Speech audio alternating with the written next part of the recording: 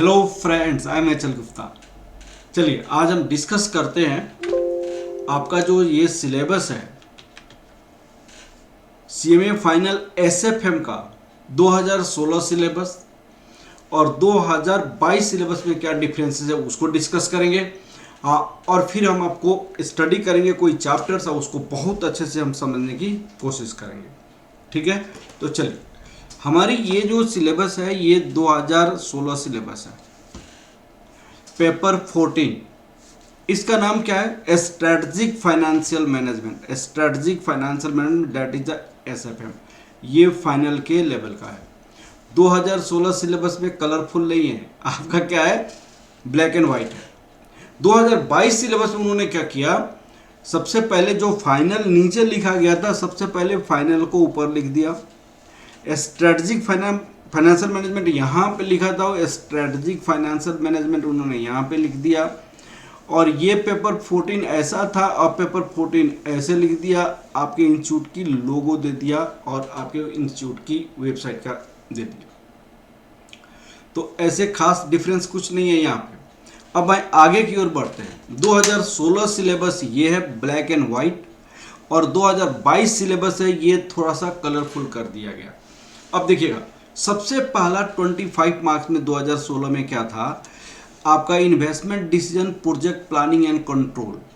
आपका यहाँ पे भी 25 मार्क्स का ही है, 25% में ही है। Investment decision, project planning and control same है, दोनों एग्जैक्टली सेम है। जो आप लोगों ने कैपिटल बजटिंग पढ़ा हुआ है सीएमए इंटरमीडिएट में, कॉस्ट एंड एफएम का पार्ट है, वही आपका एग्जैक्टली सेम है। सेकेंड पार्ट यहाँ पे क्या है? Evaluation of risky proposals and investment decision. यहाँ पे भी वही है, evaluation of risky proposal and investment decision exactly same है। तीसरा पार्ट क्या है? Leasing decision. यहाँ पे भी लीजिंग डिसीजन है। तो ये जो फर्स्ट पार्ट है इन्वेस्टमेंट डिसीजन, यहाँ पे भी इन्वेस्टमेंट डिसीजन, आपका कोई फर्क नहीं पड़ेगा। ये एक फोर्थ में इन्होंने ऐड कर दिया सिक्योरिटाइजेशन। ये पहले भी हम लोग पढ़ाते थे सिक्योरिटाइजेशन क्या होता है, अगर कैपिटल को या फंड्स को रेज करनी है तो सिक्योरिटाइजेशन क्या होता है। ये उन्होंने 5 मार्क्स का कर दिया। ये थ्योरेटिकल पार्ट है, बहुत आसान पार्ट है 5 मार्क्स का।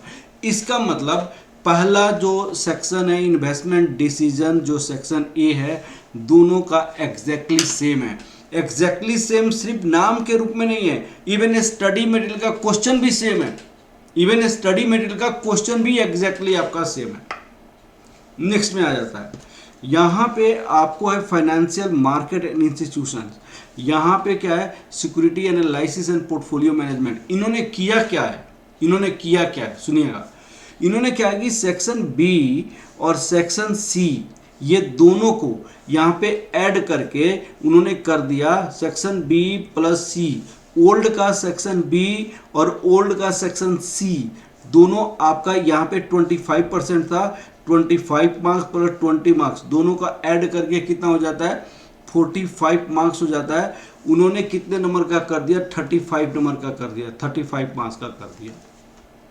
35 मार्क्स में 10 नंबर उन्होंने इंक्रीज कर दिया। यहाँ पे 35 मार्क्स का उन्होंने इंट्रोडक्शन किया equity bond valuation evaluation.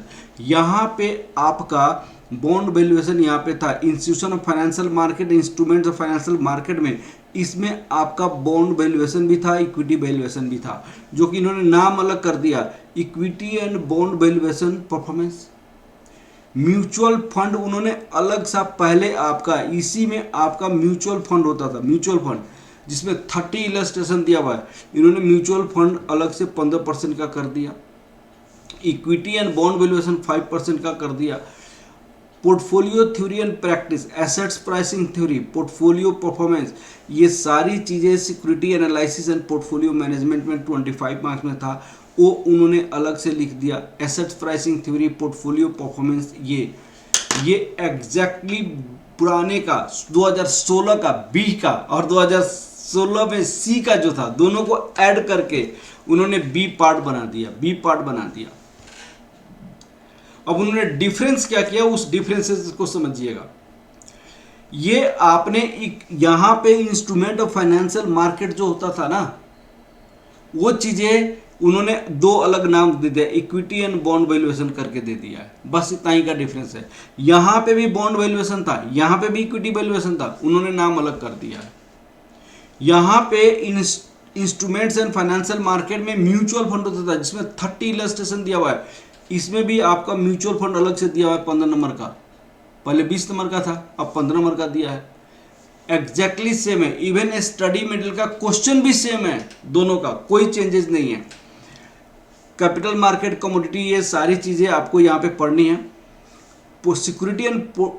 Security analysis and portfolio management जो पुराना था वो आपको यहाँ पे पोर्टफोलियो थ्योरीज दिया हुआ है और इसमें सारी चीजें आपको दिया हुआ है। तो बी पार्ट जो सेक्शन न्यू का है 2022 सिलेबस का, वो बी और सी 2016 सिलेबस का कॉम्बिनेशन है, ठीक है। अब आ जाता है जो पुराने सिलेबस में फाइनेंशियल रिस्क मैनेजमेंट हुआ करता था। फाइनेंशियल रिस्क मैनेजमेंट जो पुराने सिलेबस में होता था, जो फाइनेंशियल डेरिवेटिव पढ़ते थे हम लोग, और financial derivative plus foreign exchange risk analysis पढ़ते थे, जो दोनों टफ चैप्टर होता था। और उसमें क्या है कि आपको फॉरेन एक्सचेंज रिस्क एनालिसिस जो पढ़ते थे, ये दोनों आपका 30 मार्क्स का पुराने सिलेबस में था। अब उनको थोड़ा सा परसेंटेज इंक्रीज कर दिया गया और ये दोनों को अलग कर दिया गया। यहाँ पे पार्ट डी में और पार्ट सी बना दिया गया। डेरिवेटिव आपको 20 मार्क्स का कर दिया गया डेरिवेटिव, और ये जो है आपको इंटरनेशनल फाइनेंशियल मैनेजमेंट फॉरेक्स आपको 35 मैंने आपको 15%, तो ये 15 मार्क्स का ये कर दिया। तो इसका मतलब ये है 20 + 15 आपको 35 मार्क्स का यहाँ पे कर दिया गया, दो चीजें ऐड करके। ये जो आपका जो डी पार्ट था, डी पार्ट को दो पार्ट में ब्रेक कर दिया। क्या क्या ब्रेक कर दिया? एक पार्ट सी बना दिया जिसमें डेरिवेटिव पढ़नी है, एक पार्ट उसने डी बना दिया जिसमें फॉरेक्स पढ़नी है। यहाँ डी को दो पार्ट बना दिया। ये क्या है, यहाँ सी प्लस डी को ऐड करके आपका पुराने सिलेबस में था, नए सिलेबस में दोनों को अलग कर दिया गया, ठीक है। तो आपको इवन सारी की सारी सिलेबस सेम है 95%। अब आपको एक 5% का डिजिटल फाइनेंस से जो थ्योरेटिकल पॉइंट है वो बहुत आसान है, कुछ नहीं है उसमें, बच्चे अपने से भी पढ़ सकते हैं। थ्योरेटिकल पॉइंट है वो 5% न्यू, एग्जैक्टली न्यू उन्होंने ऐड किया है, बाकी एग्जैक्टली सेम है। 2016 सिलेबस, 2022 सिलेबस, इवन आपके स्टडी मटेरियल का क्वेश्चन भी सेम है, कोई चेंजेस नहीं है, ठीक है ना बेटा। अब हम करते हैं, कुछ स्टडी करते हैं। हम आपको कोई ना कोई एक चैप्टर का इंट्रोडक्शन देते हैं और उस चैप्टर को सबसे अच्छा स्टडी करते हैं। ये सारे चैप्टर जो है, सबसे टफ जो चैप्टर होता है वो foreign exchange and risk management होता है। जो इंटरनेशनल फाइनेंशियल जो यहाँ पे है, यहाँ पे इंटरनेशनल फाइनेंशियल इंस्ट्रूमेंट्स जो है, ये foreign exchange and risk management, इस चैप्टर को मैं इंट्रोड्यूस करना चाहता हूँ। इस चैप्टर को हम अभी पढ़ना चाहते हैं। क्लियर है ना बेटा? अब हम आगे पढ़ते हैं foreign exchange and risk management. Foreign exchange and risk management, इस चैप्टर को हम स्टडी करते हैं, foreign exchange and risk management, ठीक है। अब सुनिएगा, ये आपका 100% export import joint venture company, multinational company के साथ एसोसिएटेड चैप्टर है, जिसमें एक कंट्री इन्वॉल्व नहीं है, जिसमें बिजनेस ऑर्गेनाइजेशन में मोर देन 2 कंट्री, 3 कंट्री से रिलेटेड है। एक कंट्री की करेंसी, दूसरे करेंसी, एक कंट्री का करेंसी से रिस्क, दूसरे करेंसी के रिस्क, इसके बारे में हमें स्टडी करनी है, ठीक है। इस सब्जेक्ट में आपको 2 पॉइंट आपको मोस्टली स्टडी करनी है। एक तो क्या होता है बेटा, एक होता है आपको foreign exchange,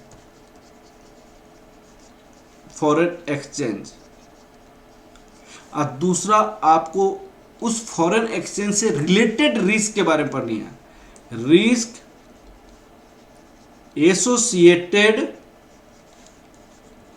due to foreign exchange, risk associated due to foreign exchange, इसके बारे में हमें स्टडी करनी है, ठीक है। अब क्वेश्चन आता है कि फॉरेन एक्सचेंज क्या होता है। तो फॉरेन एक्सचेंज क्या होता है? Exchange of currency, exchange of currency. हम करेंसी को कैसे एक्सचेंज करेंगे? तो भाई करेंसी भी दो टाइप का होता है, करेंसी भी दो टाइप का होता है। ये क्या होता है? Home currency. ये क्या होता है? Foreign currency. आपको कहीं पढ़ने की जरूरत नहीं है, कहीं कुछ करने की, सारी चीजें मैं आपको अवेलेबल कराऊंगा। Concept based question, study material की क्वेश्चन 100% सोल्यूशन में दूंगा। आपके प्रीवियस ईयर की क्वेश्चन में कर दूंगा मैं, आरटीपी एमटीपी, साथ साथ लास्ट में टेस्ट भी लूंगा। इतना करा दिया जाएगा कि आपको एग्जाम में सारा क्वेश्चन आपका किया हुआ रहेगा, कोई आपका छूटेगा नहीं। देखिएगा, होम करेंसी एक होता है, एक होता है फॉरेन करेंसी। अब देखिएगा, इंडिया में आपका, इंडिया में फॉर इंडिया में आपका कौन सी करेंसी होता है? एक होता है रुपी, ऐसे। यूएसए के लिए आपका कौन सा करेंसी है? डॉलर। यूके के लिए आपका कौन सा करेंसी है?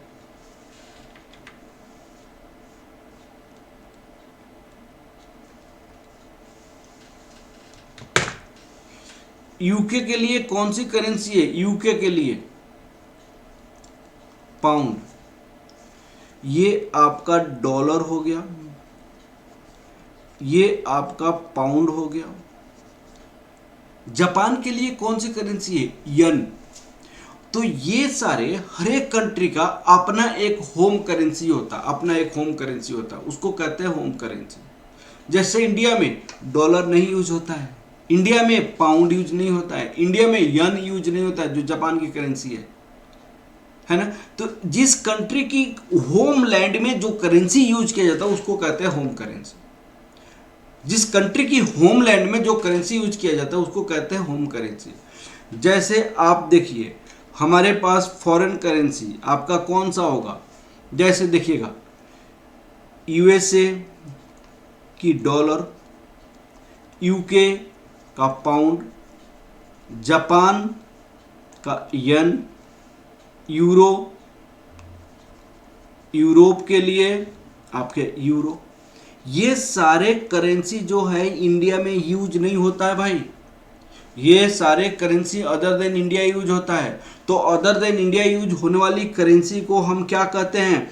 फॉरेन करेंसी कहा जाता है। This is said to be foreign currency, this is said to be foreign currency. तो हमने डिफाइन किया कि भाई दो टाइप का करेंसी होता है, एक तो होम करेंसी होता है, एक फॉरेन करेंसी होता है। तो होम करेंसी किसे कहते हैं? जो किसी कंट्री की होम लैंड में यूज किया जाता हो, किसी कंट्री की होम लैंड में यूज किया जाता है उसको कहते हैं होम करेंसी। और किसी कंट्री की foreign other than homeland use किया जाता है उसको कहते हैं फॉरेन करेंसी। तो आप यहां पे हम लिखेंगे सबसे पहले home currency, home currency. Home currency किसे कहा जाता है? The currency which is used at homeland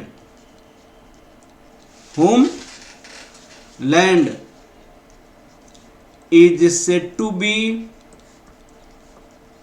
home currency। Home land में जो यूज किया जाता है उसको क्या कहते हैं? होम करेंसी कहा जाता है। फॉर इंडिया आप बताइएगा, rupees is home currency. India के लिए रुपीज होम करेंसी है। For USA dollar is a home currency. For UK pound is a home currency. For Japan yen is a home currency. यहां पे Europe के लिए बताइएगा, euro is a home currency. Euro is the home currency. हर एक अलग अलग countries का अलग अलग करेंसी होता है और उस कंट्री का वह करेंसी होम करेंसी होता है, ठीक है। और दूसरा आपका होता है फॉरेन करेंसी।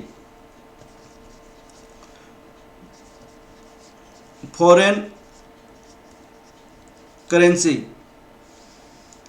कोई भी करेंसी अदर देन होमलैंड, कोई भी currency other than homeland is said to be foreign currency. Currency other than homeland, currency other than homeland is said to be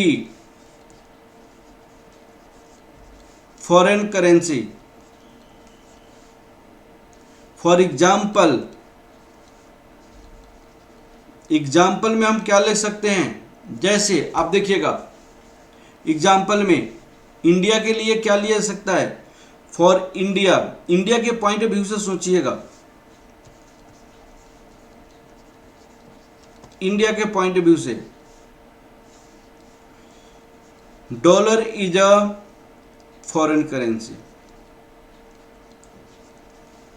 क्यों डॉलर फॉरेन करेंसी है भाई? India में use नहीं किया जाता है, यूएसए में यूज किया जाता है। Pound is a foreign currency. N Japan में यूज होता है, ये यूके में, इंग्लैंड में यूज होता है। Yen is a foreign currency. Euro is the foreign currency. French franc is the foreign currency. Other than homeland जितने भी करेंसी है उसको हम फॉरेन करेंसी कहते हैं, और जो होमलैंड में यूज किया जाता है उसको क्या कहते हैं, होम करेंसी किया जाता है, ठीक है। अब देखिएगा हमारा पढ़ना था exchange of currency. Exchange of currency, exchange of currency में हमने कहा था आपको एक करेंसी दूसरे करेंसी के साथ जो ट्रांजैक्शन होता है उसको कहते हैं एक्सचेंज ऑफ करेंसी कहा जाता है। मान लिया जाए आप इंडियन हैं, आप यूरोप जा रहे हैं घूमने के लिए, आपको वहां पे रुपीज नहीं चलेगा। जब रुपीज नहीं चलेगा तो वहां पे क्या चलेगा, यूरो चलेगा। तो आपको क्या करना पड़ेगा, रुपीज से एक्सचेंज कराना पड़ेगा यूरो, रुपीज से एक्सचेंज कराना पड़ेगा यूरो। चाहे आप यूएसए जा रहे हैं, यूएसए जाने के लिए आपको डॉलर चाहिए, तो डॉलर आपको रुपीज से एक्सचेंज कराना पड़ेगा। तो यहां पे आपने क्या किया, आपने रुपीज को एक्सचेंज कराया डॉलर में। दैट इज हम इसको ऐसे भी लिख सकते हैं, होम करेंसी को आपने फॉरेन करेंसी में कन्वर्ट कराया, फॉरेन करेंसी में कन्वर्ट कराया, होम करेंसी को फॉरेन करेंसी में कन्वर्ट कराया। आप यूएसए से वापस आए, यूएसए से वापस आने के बाद आपके पास कुछ डॉलर बच गया था। As per FEMA foreign exchange management act, आप अपने घर पे फॉरेन करेंसी को नहीं रख सकते, तो आप इमीडिएट आप बैंक में जाओगे और उसको कन्वर्ट कराओगे, तो डॉलर को कन्वर्ट कराओगे क्या चीज में, रुपीज को। तो इसका मतलब फॉरेन करेंसी को आपने कन्वर्ट कराया होम करेंसी में, होम करेंसी में।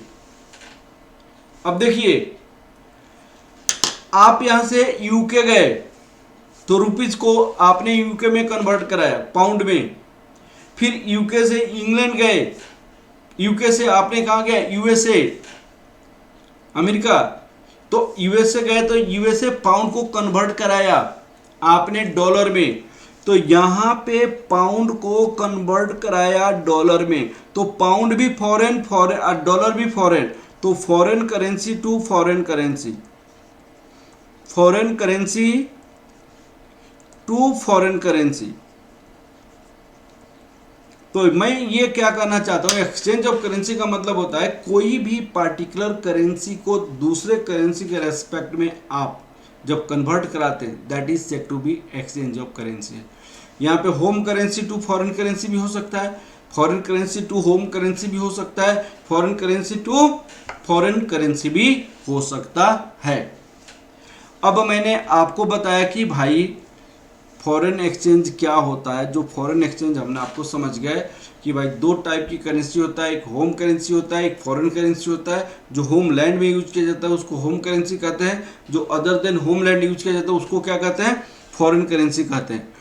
आपको कोई टेंशन की बात नहीं है, सारी की सारी चीजें मैं आपको करा के दूंगा क्लास में, और 100% आपका कोर्स कंप्लीट होगा। मैं यूट्यूब लाइव भी आता हूँ, TTS ट्यूसडे थर्सडे सैटरडे, आपको 8:30 PM पे, 8:30 PM पे आप वहां पे भी आकर मेरी क्लासेज अटेंड कर सकते हैं।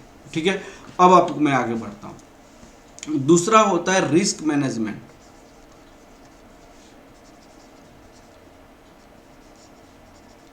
फॉरेन करेंसी के साथ कैसे आप रिस्क को मैनेज करोगे, यहां पे ये भी आपको स्टडी करनी है। मान लिया जाए आप एक इंडियन कंपनी है, एक USA की कंपनी है,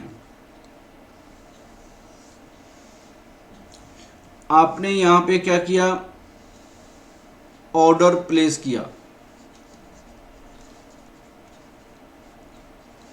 गुड्स ABC की ऑर्डर प्लेस किया आपने। ये कंपनी प्राइस कोट की, A का $1 लाख, B का $2 लाख और C का भी $2 लाख। आपको टोटल कितना पैसा देना है, आपको 5 लाख देना है। मान लो ये पैसा आफ्टर 3 मंथ देना है, 3 मंथ के बाद, मान लो ये पैसा आपको 3 महीने के बाद देना है। टुडे, जब जिस समय eight the time of order आपका यहां पे eight the time of order exchange rate क्या था आपके पास, $1 इक्वल टू रुपीज मान लो 80 था। At the time of order at $1 equal to rupees 80 था।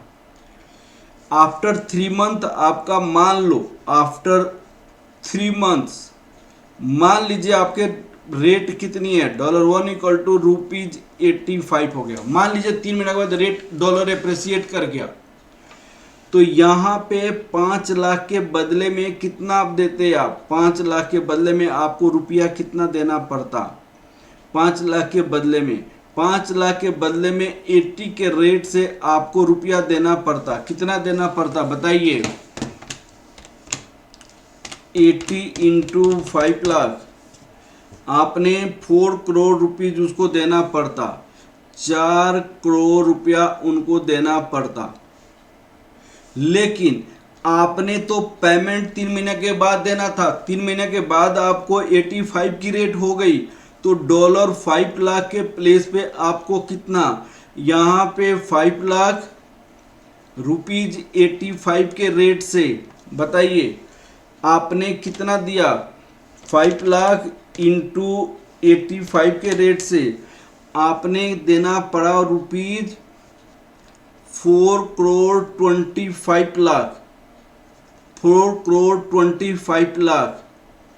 तो आपकी पेमेंट के कारण, सिर्फ एक्सचेंज के कारण आपने फॉरेन करेंसी में पेमेंट किया, तो 25 लाख आपको एक्सेस पेमेंट करना पड़ गया, 25 लाख आपको एक्सेस पेमेंट करना पड़ गया। तो भाई 25 लाख 25 लाख रुपीज आपके लिए रिस्क हुआ कि नहीं हुआ, दिस इज अ रिस्क। तो आप यहाँ पे क्या करते हैं, जब आप एक्सपोर्ट करते हैं यहाँ पे और आपको पेमेंट एक्सपोर्ट किया और पेमेंट जब आपने यहाँ पे डॉलर में किया ना, पेमेंट आपने जो डॉलर में किया, लेकिन आपके पास तो डॉलर होता नहीं, डॉलर आपको परचेज करना पड़ेगा और डॉलर ऑथोराइज डीलर से परचेज करना पड़ेगा। जो मार्केट में एक्सचेंज रेट रहेगा उससे आपको पेमेंट करना पड़ेगा। उस पेमेंट में आपको 25 लाख 25 लाख रुपीज आपको एक्सेस पड़ गया। That is a risk, that is a risk. अब इस टाइप के रिस्क को कैसे मैनेज करोगे वो आपको स्टडी करनी है। इस टाइप के रिस्क को कैसे मैनेज करोगे वो आपको स्टडी करनी है। ठीक है, तो how to manage this type of risk वो आपको स्टडी करनी है। एक और एग्जांपल मैं बता रहा हूं, एक और एग्जांपल मैं बता रहा हूं, एक एग्जांपल मैं एक और बता रहा हूं। आपने लोन लिया $1,00,000 from USA bank,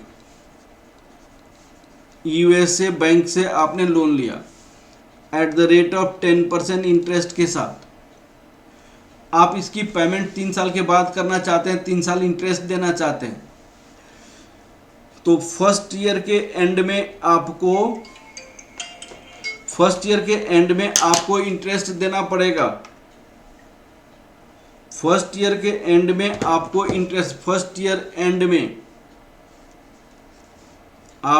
interest payment करना पड़ेगा 10%, 1,00,000 का 10%, $10,000। सेकेंड ईयर के एंड में आपको इंटरेस्ट पेमेंट करना पड़ेगा $1,00,000 का 10%। थर्ड ईयर के एंड में आपको इंटरेस्ट पेमेंट करना पड़ेगा यहां पे 10,000, $10,000 इंटरेस्ट पेमेंट करना पड़ेगा। मान लो आपकी एक्सचेंज रेट फर्स्ट ईयर के एंड में 70 रुपीज का एक्सचेंज रेट था, तो 70 के रेट से यहाँ पे 80 का रेट था, तो 80 के रेट से 90 का रेट था, तो 90 के रेट से डॉलर एप्रिसिएट कर रहा है कंटिन्यूअसली। तो जो मार्केट में रेट होगा यहाँ पे $1 इक्वल टू फर्स्ट ईयर के एंड में $1 इक्वल टू 70 था, तो 70 के रेट से इंटरेस्ट डॉलर खरीद के पेमेंट किया। 1-2 साल के बाद $1 इक्वल टू 80 था, तो 80 के रेट से डॉलर परचेज करके पेमेंट किया। 3 साल में आपको डॉलर का रेट 90 हो गया, तो 90 के रेट से डॉलर पेमेंट करना पड़ा। तो आप बताइए आपको कितना पेमेंट करना पड़ा। तो यहाँ पे आपका 70 के रेट से, तो रुपीज आपका 7 लाख आपको देना पड़ा। यहाँ पे रुपीज 8 लाख आपको रुपया देना पड़ा इंटरेस्ट, यहाँ पे 9 लाख आपको देना पड़ा इंटरेस्ट, क्योंकि डॉलर एप्रिसिएट किया। तो ये रिस्क है कि नहीं है? This is a risk. तो in this sub chapter we have to study how to manage this type of foreign exchange risk associated due to exchange of currency. ठीक है, अब इसमें आपको बहुत सारी चीजें आपको पढ़नी है। आपको क्या क्या पढ़नी है इस चैप्टर में? इस सबसे पहले type of currency, type of currency जो मैंने ऑलरेडी आपको बता दिया। Quotation of bank, quotation of currency, quotation of currency, फिर कोटेशन ऑफ बैंक,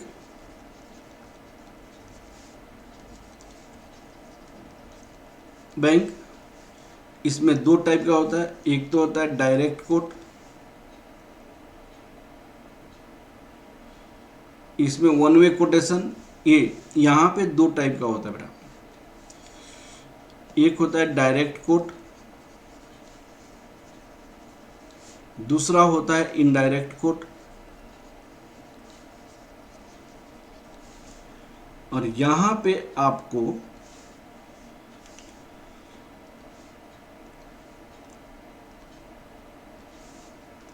एक होता है 1 वे quotation,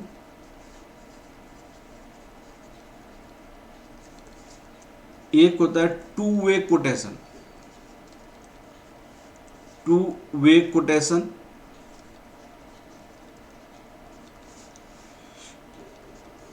quotation of currency after appreciation and depreciation of currency, quotation of currency after appreciation and depreciation of one currency in respect of other currency. फिर आपको होता है cross quotation,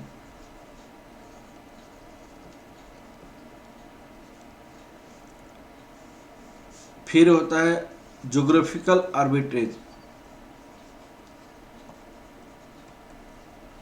geographical arbitrage. Arbitrage का मतलब यहाँ पे प्रॉफिट, मैंने एक जगह से करेंसी को परचेज कीजिए, दूसरी जगह आप सेल कीजिए, तो उससे आपको क्या प्रॉफिट होने वाला है, ठीक है। फिर आपका स्टडी करनी है स्पॉट रेट, स्पॉट करेंसी का रेट क्या होता है, फॉरवर्ड रेट,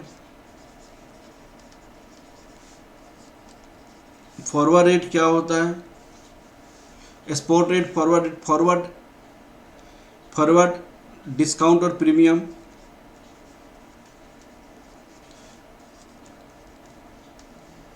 डिस्काउंट और premium, interest rate parity theorem,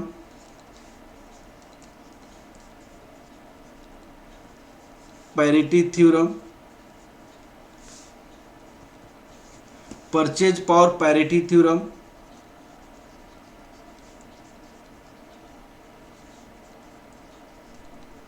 parity theorem, Fisher effect,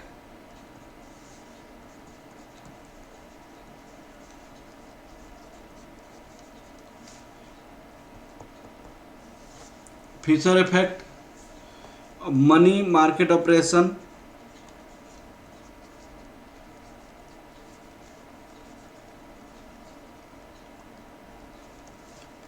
money roll over,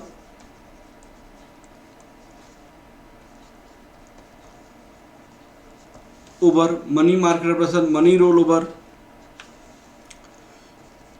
cancellation of forward contract, cancellation of forward contract,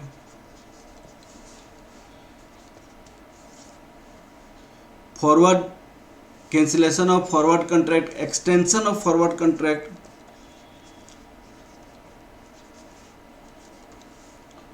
forward contract,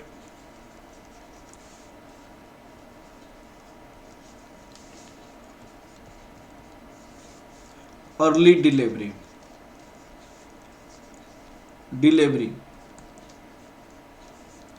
early delivery. फिर आपको होता है, देखिएगा 3 टाइप के अकाउंट्स के बारे में स्टडी करनी है, लोरो अकाउंट, बोस्टो अकाउंट, और लोरो अकाउंट, बोस्टो अकाउंट्स, इस सब के बारे में भी आपको स्टडी करनी है। 3 टाइप के अकाउंट होता है, उसके बारे में स्टडी करनी है। एक एक करके सारी कंसेप्ट को आपको मैं डिस्कस करूंगा और सारी कंसेप्ट आपको समझाऊंगा और आपकी स्टडी मटेरियल की क्वेश्चन करेंगे, ठीक है ना। सबसे पहले आपका है, हमने टाइप ऑफ करेंसी, 2 टाइप का करेंसी होता है, होम करेंसी, फॉरेन करेंसी, इसको स्टडी हमने कर लिया, डायरेक्ट कोट, इनडायरेक्ट कोट। अब हम स्टडी कर रहे हैं कोटेशन ऑफ करेंसी।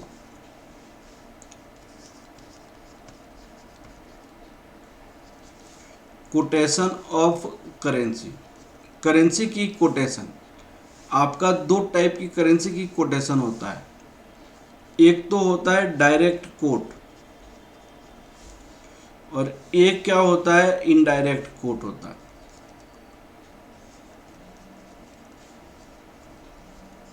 एक तो डायरेक्ट कोट, दूसरा इनडायरेक्ट कोट। प्लीज आप लोग समझिएगा, मैं एक एग्जांपल देना चाहता हूं। यहाँ पे मैं एक बात बताना चाहता हूँ। सपोज कीजिए कि मान लो $1 इक्वल टू ₹50 है। इसका मतलब हम $1 खरीदने के लिए, $1 बाई करने के लिए हमें 50 रुपया देना पड़ रहा है ना। $1 खरीदने के लिए हमें 50 रुपया देना पड़ रहा है, ठीक है ना। तो हम इसको कोटेशन को कैसे लिखते हैं, ₹पर $1 इज 50, ₹पर $1 इज 50। तो ₹पर $1, आप बताइए, यहाँ पे एक करेंसी रुपी है, एक करेंसी डॉलर है, आप 2 करेंसी में पहले किसका नाम ले रहे हैं, पहले आप किसका नाम ले रहे हैं, रुपी का नाम ले रहे हैं, पहले आप रुपीस का नाम ले रहे हैं ना, तो इसको कहते हैं डायरेक्ट कोट। इसको क्या कहते हैं? Direct quote. इसको रुपी पर डॉलर पर, बाद में आपने डॉलर का नाम लिया, इसको कहते हैं इनडायरेक्ट कोट। ये कंसेप्ट है इसका नाम लेने का, डायरेक्ट कोट, इनडायरेक्ट कोट। जो करेंसी का नाम पहले लिया उसको हम डायरेक्ट, जो करेंसी का नाम हमने बाद में लिया उसको हम इनडायरेक्ट। दूसरा मैं आपको बताना चाहता हूँ, इसी कंसेप्ट को थोड़ा सा आगे बढ़ो। मान लो यहाँ पे मैंने 50 से डिवाइड कर दिया, 50 से डिवाइड कर दिया, या अभी छोड़ो इसको, 50 से दूसरे स्टेप में डिवाइड करो आप, ये हो गया। अब हमारे पास कोटेशन क्या था भाई, देखिएगा, $1 इक्वल टू ₹50 था। हमने यहाँ पे 50 से डिवाइड कर दिया, हमने यहाँ पे 50 से डिवाइड कर दिया, ये डॉलर आपके पास हो गया 0.02 इक्वल टू ₹1। अब इस कोटेशन को हम क्या पढ़ेंगे, इस कोटेशन को हम क्या पढ़ेंगे, यहाँ पे पढ़ेंगे डॉलर पर रुपी इज 0.02, इसको ऐसे पढ़ेंगे, डॉलर पर रुपी। हमने यहाँ पे डॉलर को पहले बोला, डॉलर को पहले बोला, बाद में हमने रुपया को बोला, इसको हम कहते हैं डॉलर। यहाँ पे पहले बोला तो इसको कहते हैं डायरेक्ट, और ये रुपया बाद में, डॉलर पर रुपी, इसको कहते हैं इनडायरेक्ट। ये डायरेक्ट कोट हो गया और ये आपका इनडायरेक्ट कोट हो गया। अब दोनों की लॉजिक समझिए आप बहुत अच्छे से। ये पहले बोला गया तो डायरेक्ट, ये बाद में बोला गया तो इनडायरेक्ट, लेकिन ऐसे तो डिफाइन नहीं किया जा सकता ना। तो सुनिएगा, यहां पे ये इनडायरेक्ट है, ये डायरेक्ट है, यहां पे ये वाली डायरेक्ट है, ये इनडायरेक्ट है। अब लॉजिक समझिए आप बहुत अच्छे से, लॉजिक को समझिए आप बहुत अच्छे से। लॉजिक, जो करेंसी नंबर ऑफ यूनिट में होता है उसको डायरेक्ट कहा जाता है, और जो करेंसी सिंगल यूनिट में होता है उसको इनडायरेक्ट। ये यहां पे 1 था इनडायरेक्ट, ये 1 था इनडायरेक्ट, ये नंबर ऑफ यूनिट में था डायरेक्ट, ये नंबर ऑफ यूनिट में था डायरेक्ट। इसका मतलब हमारे पास लिखने का एक तरीका होता है, एक करेंसी सिंगल यूनिट में होता है, एक करेंसी नंबर ऑफ यूनिट में होता है। जो सिंगल यूनिट में होता होगा, जो सिंगल यूनिट में होता होगा उसको कहते हैं डायरेक्ट कोट, और जो नंबर ऑफ यूनिट में होता होगा उसको कहते हैं इनडायरेक्ट कोट। जो सिंगल यूनिट में होता है उसको डायरेक्ट कोट, और जो नंबर ऑफ यूनिट में होता है उसको क्या कहते हैं? इनडायरेक्ट कोट कहा जाता है। क्लियर है ना? जो सिंगल यूनिट में होता है उसको indirect quote. The quotation is said to be direct quote which is written in single number of unit for single unit of foreign currency.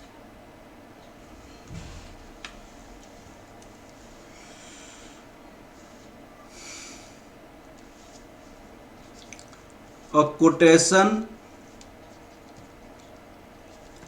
is said to be direct quote when home currency rupees is written in number of unit,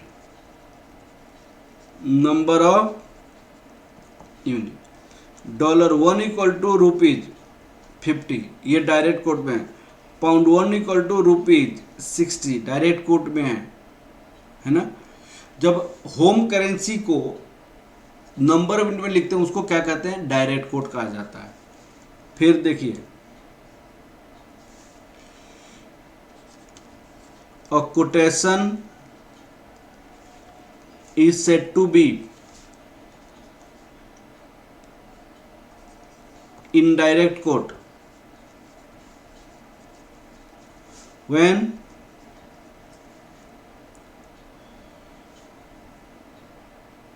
home currency is written in single unit like ₹1 equal to $0.02, ₹1 equal to pound 2.3546। तो आपका दो type की currency quotation होता है, एक तो direct quote होता है, दूसरा क्या होता है, इनडायरेक्ट कोट। जो एक करेंसी के बदले में दूसरा नंबर ऑफ यूनिट में लिखा जाता है उसको कहते हैं डायरेक्ट कोट। आज जो सिंगल के बदले में आपको अगर होम करेंसी नंबर यूनिट में होता है उसको कहते हैं direct quote, home currency single unit में होता है उसको क्या कहते हैं, इनडायरेक्ट कोट कहा जाता है। ठीक है ना बेटा। और नेक्स्ट क्लासेस में हम आपको कोई दूसरा आपकी इसकी कंसेप्ट को हम आगे बढ़ाएंगे, एक एक करके इसकी कंसेप्ट को हम लोग समझेंगे। ओके बेटा, okay, thank you class, thank you very much.